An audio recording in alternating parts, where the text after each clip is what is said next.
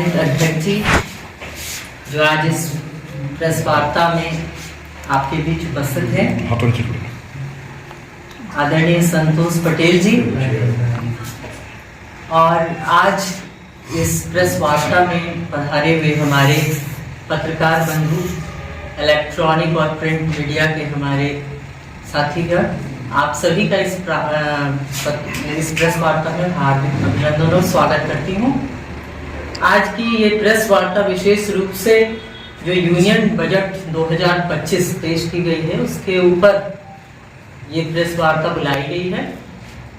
और इस प्रेस वार्ता के कुछ प्रमुख बिंदुओं पर हम प्रकाश डालने के लिए आज आपके समक्ष प्रस्तुत हुए हैं। और ये जो बजट है, जो प्रधानमंत्री नरेंद्र मोदी जी के जो विकसित भारत के संकल्प को पूर्णतः आगे ले जाता हुआ बजट है। जैसे आपने देखा कि 2014 में उन्होंने जब गद्दी संभाली थी, जब उनका पहला कार्यकाल था, और उसके बाद दूसरा कार्यकाल पूरा करते हुए ये तीसरे कार्यकाल में जब उन्होंने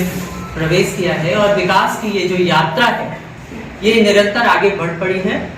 और समग्र विकास, सबका साथ, सबका विकास और सबका विश्वास के साथ जिन संकल्पों के साथ देश के यशस्वी प्रधानमंत्री नरेंद्र मोदी जी आगे बढ़े थे, उसी को लेकर के वो आगे चल रहे हैं। और अपने संकल्प को दोहराते हुए आपने देखा होगा जो बजट दिया गया है उसमें ज्यादातर मध्यम वर्ग, किसान, महिला, युवा, सभी को, समाज के अंतिम पंक्ति तक बैठे हुए व्यक्ति को लाभ देने की कोशिश की गई है मोदी सरकार के माध्यम से। तो ये बजट अपने आप में एक ऐतिहासिक बजट है, और मैं आपको विश्वास दिलाना चाहती हूँ कि देश और प्रदेश वासियों के लिए यह खुशहाली लेकर आने वाला एक बजट है जो देश को और प्रदेश को प्रगति की शिखर तक ले जाने वाला है। तो बिहार के विकास से जोड़कर अगर हम देखते हैं तो बिहार को इस बजट से बहुत कुछ मिला है। आप देख रहे हैं कि निरंतर जो हमारी एनडीए की सरकार है आगे की ओर बढ़ते हुए पूरे प्रदेश के अंदर एयरपोर्ट का विकास हो, या हम बात करें गरीब कल्याण की योजनाओं के संबंध में। और एक नई बात जो इस बजट में देखी गई कि मखाना बोर्ड का जो है गठन किया गया। जैसा कि आप सभी जानते हैं कि पूरे देश में मखाने का जो उत्पादन होता है उसका 85 to 90% जो है मखाना वो बिहार से पैदा होता है। और मखाना एक सुपर फूड है और ये बहुत पौष्टिक है। हर एक व्यक्ति इसको खरीदना चाहता है, लेकिन इसकी प्रोसेसिंग में दिक्कत हो रही थी। मखाना जो है किसानों से लेकर इसकी प्रोसेसिंग अन्य स्टेट में होती थी, दिल्ली या गुड़गांव या अलग जगह जाकर के। तो उसको बढ़ावा देने के लिए एक मखाना बोर्ड का गठन किया गया, ताकि उन किसानों के जीवन स्तर को और अधिक बेहतर बनाया जा सके, और बिहार में जो बिहार की आर्थिक व्यवस्था है उसको मजबूत किया जा सके, किसानों को लाभ दिया जा सके। तो इन सब सोच के तहत उस मखाना उद्योग को बढ़ावा देने के लिए मखाना बोर्ड का गठन किया गया, जो कि एक ऐतिहासिक कदम है, जिसके लिए हम मोदी सरकार को अपनी ओर से, पूरे प्रदेश वासियों की ओर से दिल से हम लोग आभार और धन्यवाद देते हैं। और लघु उद्योग जो एमएसईपी है, जो सूक्ष्म, लघु और मध्यम उद्योग के संबंध में कहा गया है,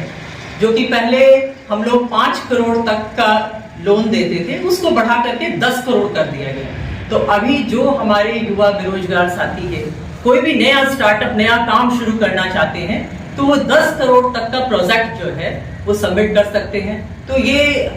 एक नया कदम आपके बीच में मोदी सरकार लेकर के आई है। और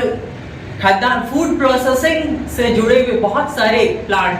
पूरे देश के अंदर, ये किसानों के लिए ही विशेषकर ये भी योजनाएं, फूड प्रोसेसिंग से जुड़ी हुई जो योजनाएं लेकर सरकार आई है, किसानों को सशक्त करने के लिए, उनकी आर्थिक स्थिति को मजबूत करने के लिए, तो फूड प्रोसेसिंग प्लांट वगैरह लगाने का, और उसके साथ संस्थान खोल करके उसकी पर्याप्त ट्रेनिंग देने का और उसका व्यापक प्रचार प्रसार करने के माध्यम से उसको आगे बढ़ाने की कोशिश की। और शिक्षा के क्षेत्र में भी आपने देखा IIT आपके यहाँ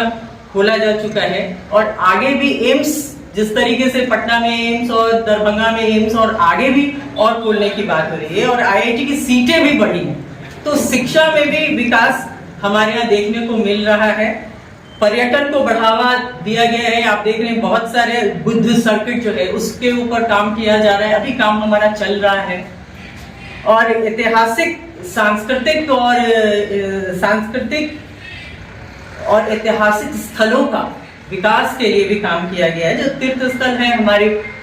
तिलोथू में माँ तुतला भवानी का मंदिर है, उसको भी विकसित करने के लिए फंड दिया गया है, और माँ मुंडेश्वरी धाम तक, और इसको पर्यटन सर्किट के रूप में कैमूर पहाड़ियों पे जो सुंदर जो स्थल है, देखने लायक स्थल है, उनके विकास के लिए भी योजनाएं बनाई गई हैं। आपको रोहतासगढ़ के किला भी उसमें आता है। तो इस तरीके से पर्यटन के क्षेत्र में बिहार, वैसे तो पूरे देश में है, लेकिन हम फोकस अपना बिहार पे रख रहे हैं और आपको उसके बारे में बता रहे हैं। किसान क्रेडिट कार्ड जैसा कि आप देख रहे हैं, जिससे किसान खुशहाल हो सके और वो करण और उत्तम किस्म के बीज, वैज्ञानिक उपकरण, वैज्ञानिक तरीके से खेती कर सके, तो 3 लाख से बढ़ाकर 5 लाख कर दिया गया है। और जिससे कि 1.7 करोड़ जो किसान हैं उनको लाभ मिलेगा, और 100 जिले ऐसे चिन्हित किए गए हैं जहां किसानों की स्थिति खराब है, वहां उनको मूलभूत सुविधा नहीं मिल रही है। तो वैसे 100 जिले पूरे देश के अंदर ऐसे जिले चिन्हित किए गए हैं, और उस पे 1.7 करोड़ किसानों को लाभ पहुंचाने की उस योजना के माध्यम से जो है प्रयास किया गया है। और मत्स्य पालन के क्षेत्र में भी जो मोदी सरकार काम कर रही है, अंडमान और निकोबार में मत्स्य पालन में बहुत बढ़िया काम लोग कर रहे हैं। तो उस टेक्निक को भी अभी यहाँ मत्स्य पालकों को ला करके हमारे बिहार और देश में वर्ल्ड वाइड इसको प्रचार करके लोगों की ये मत्स्य उत्पादकता को बढ़ाने की कोशिश की जा रही है। तो इसमें और दालों में आप देख रहे हैं कि ज्यादातर तुअर और मसूर, इसको अरहर और मसूर दाल बोलते हैं, तो इसको 6 वर्षों के लिए विशेष मिशन के तहत इन दालों के उत्पादन को जो है बढ़ाने का प्रयास किया जाएगा, और जिससे कि किसानों की आमदनी में इजाफा होगा। और अगर मध्यम वर्ग की बात करूं तो इनकम टैक्स जो पेई हैं हमारे मध्यम वर्ग के लोग, जो सबसे बड़ी बात सरकार ने की है कि 12 लाख तक की जिनकी भी जो आमदनी है उनको टैक्स से दूर रखा गया है। तो ये बड़ी राहत 12 लाख के लोग, और सीनियर सिटीजन्स को इनकम टैक्स में 1 लाख की छूट दी गई है। तो ये एक बड़ा राहत की बात है। हमारे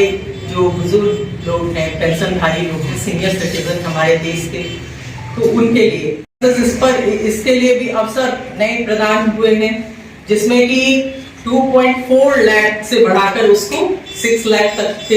भी किया गया है। 5 करोड़ से, जैसा मैंने पहले भी बताया आपको, 10 करोड़ किया गया है। स्टार्टअप्स के लिए 10 करोड़ रुपए का फंड भी है, और अगर आपके पास कोई योजना है तो उसको 30 करोड़ तक भी करने का, कोई बड़ी योजना है जिसमें बहुत सारे लोगों को रोजगार देने की बात है तो उसको 30 करोड़ तक भी किया जाए। और छोटे उद्योगों को ऋण की भी विशेष सुविधा है, जिसमें कि कुछ छूट भी है, जिसके माध्यम से कर रहे हैं। बुनियादी ढांचे, जिसमें कि शहर के विकास के लिए भी 1 लाख करोड़ का फंड सरकार जो है वो देने जा रही है, जिसमें कि जैसा आपने देखा होगा शहरों में झुग्गी झोपड़ियां हैं, तो कुछ गरीबों के लिए आवास बनाने की भी योजना सरकार की है, जिसमें कि 40,000 अतिरिक्त जो है आवास योजना उसके तहत जो है बनाया जाएगा आवास गरीबों के लिए। और इस प्रकार से ये जो प्रमुख बिंदु थे जो मैंने आपके समक्ष रखा, ये मूल रूप से आपने देखा जितने बजट मैंने चर्चा की, इसमें किसानों और मध्यम वर्ग को पूरी तरीके से बहुत ज्यादा लाभ, राहत पहुंचाने की कोशिश की गई है। वैसे ये बजट अपने आप में किसी व्यक्ति को छोड़ता हुआ दिखता नहीं है, क्योंकि बीजेपी का, भारतीय जनता पार्टी का एक ही लक्ष्य है, अंत्योदय, अंतिम व्यक्ति का किस तरीके से उदय हो। हम सबको साथ लेकर विकास करना चाहते हैं, और मोदी जी का संकल्प है कि 2047 तक हमारा देश एक विकसित देश के रूप में उभर कर आए, तो उस दिशा में हम आगे बढ़ रहे हैं। और ये बजट जो है उसी का आपको उसी दिशा में बढ़ता हुआ इस विकास यात्रा में मील का पत्थर साबित होगा।